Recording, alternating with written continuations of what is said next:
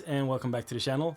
As you might have seen, there's been a bit of a erratic posting for me for a few weeks because I've had a very heavy workload with, regular work, which is always fantastic, but that means that you have to prioritize and sometimes a few things can, fall in between the cracks. But with that said, I have a lot of nice videos lined up, and today we're going to talk about Lumix cameras. And as you all know, I'm a Lumix ambassador here in the Netherlands, which means that I'm mainly a Lumix shooter in all the cases where I can, if I'm not, obligated to shoot with another camera. And the camera that I've been shooting on the last 2 years is the Panasonic S5 IIX.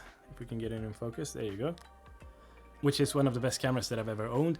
I've shot on the GH4, GH5, the S5 Mark I, and then I stepped away from Lumix for a while because I had work where I actually needed to have autofocus in order to have kind of a smooth workflow and being able to do a few quick jobs where I don't want to pull focus or I couldn't have a focus puller. So I went to Sony for a while, but then when Lumix launched the S5 II and S5 IIX with face detection autofocus, I was like, okay, I'm gonna buy back into that, and I'm so happy that I did because I've never been as happy with a camera as I've been with this S5 IIX. It has open gate, you can shoot proxies, you can shoot ProRes if you'd like, so I usually shoot in MOV. You have 50p, 60p, although with a slight crop. You have amazing image stabilization. A lot of the things in this camera was maybe not before everyone else, but it was on point with what it needed to be when it came out. It didn't have as much lenses as the Sony ecosystem might be, but I mean, it had enough, and the L mount is growing. You have DJI, you have Blackmagic, you have Panasonic, you have Leica. So there's a lot of manufacturers now, so lenses are coming at a steady pace. So what I kind of wanted to do today is like, should you get the S5 IIX in 2025 as maybe your first camera or second camera?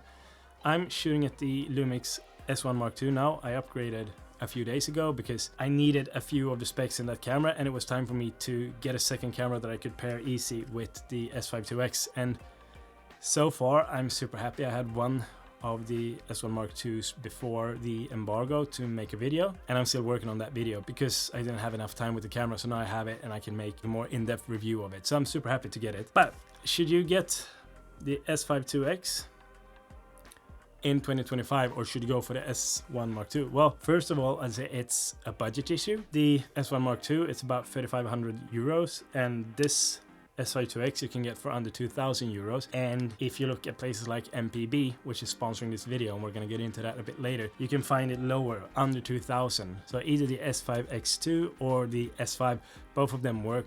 There's a few differences in the S5 Mark II and the S5X Mark II in terms of codecs and small things, but I think for most part of the jobs that you're gonna do if you're starting out, it doesn't really matter. Just get the one that's, cheapest or looks the best, or what you want to kind of guide it on. And as I said, MPB is sponsoring this video. So what is MPB? Well, MPB is one of the largest retailers of used camera equipment in the world. You can buy pretty much any product you would need for photo, video, drones, you name it, and they have it, and they're usually super well priced. And when you buy it from them, you get a 6-month warranty. So that means you're covered if something's wrong with your camera when you get it, but they do rigorous testing. So all the pictures that you see on their website, they are actually taken on the actual product that you would buy. And the other thing with MPB that I really love is the fact that you can sell your used gear there, because it's a real hassle, to put it up on all the different, sales forums, or if you put it up on Facebook, it's hard. Can I trust this buyer? Do I ship it before? So it's a lot of things, and you need to take pictures. So what you do is you just fill in the gear that you have and what condition it's in, and when you filled out the products that you want to sell, you will get an instant quote, so you can say exactly how much money it's worth, and then you can choose if you want to get the money or if you want to buy products from their website.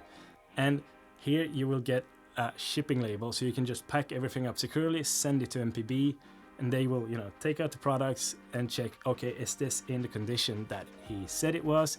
Is it working? Is everything what we need it to be? And if so, they will pay the money. So I mean, we have so much equipment just laying around from years of collecting or buying new stuff. So old stuff might be obsolete to us, but to others it's not. So I'd say that this function of MPB is really nice, that someone can actually benefit from the gear that you used to love but you don't have time for anymore. So thank you MPB for sponsoring this video. And now back to the video. So the S5 IIX ticks so many boxes. I mean, it shoots open gate. Not all the cameras today do it. So if you're someone that shoots a lot of social media content where you need both vertical and horizontal, Here you can actually kind of frame for it at the same time. That, you know, helps you not to shoot everything twice, and that's a big time saver in a lot of different ways. It's still really good for doing regular photos. And one of the things that I really love with this camera is the in-body image stabilization. I haven't really used a gimbal for, I don't know, 1.5 years. I use a gimbal when I really need to, but I think this one makes you so steady on your hands. You have different kind of IBISs. You have regular IBIS, and then you have electronic IBIS, and then you have boost IBIS, and then sometimes you have the mix of IBIS in the lens and in the camera. So it is like walking around with a gimbal.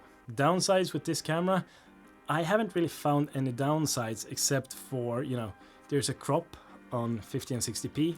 For me, it wasn't an issue, but if you're someone that just needs it to shoot slow motion, or you only film in 60p, for example, or 50p, there is a slight crop, and for some people that can be, you know, off-putting, especially if you want to do some slow motion work. But like I said, I've used it for 2 years, and it actually never have been an issue for me. So all the content that you see in this video, except for this talking head, is shot on the S5 II. Another thing, if you're just starting out with video, that's not like, for me, like, wow, I want the Lumix for this, but you have the Lumix Lab where you can actually browse through different creators and see their LUTs that they made, and there's a thing called live LUT, so you can just load a LUT in from the app to the camera and shoot with it, so you don't have to do color grading or things like that afterwards if you're a bit, you know, unsure on how to do it, or just want a really quick workflow. So it has a flippy screen, so you can shoot, you know, however you want it. It's got the L mount, so this one uses SD cards. You have 2 SD card slots, which is nice, but if you want to shoot like ProRes in the high bit rates, you need to connect SSD via USB-C. So that's a really nice function, that you actually have the possibility to shoot that as well. But yeah, kind of to summarize this video, because I made a video 2 years ago and I wanted to follow up on that one, and in that one I was just over the moon with the S5 IIX, and like to this day I am still blown away with how good this camera is. There's nothing that I said in that video that I'm actually regretting, or like, oh, this didn't turn out so good. There's been improvements on this during the months that I've had it, you know, with new software, new firmware. So it has been an amazing camera to own. And if you're getting into video in 2025 and you want something nice at a good price with high quality and amazing images, I would definitely go for the Lumix S5 II or S5 IIX, because that's going to be plenty enough, you know, no matter if you want to do streaming, photography, videography. You can even do, you know, short films on it. So it's a really versatile camera. And if you want to build this camera out even more, there's a cage called the EXO Cage Metamorphosis. I'm going to make a video on that one later on.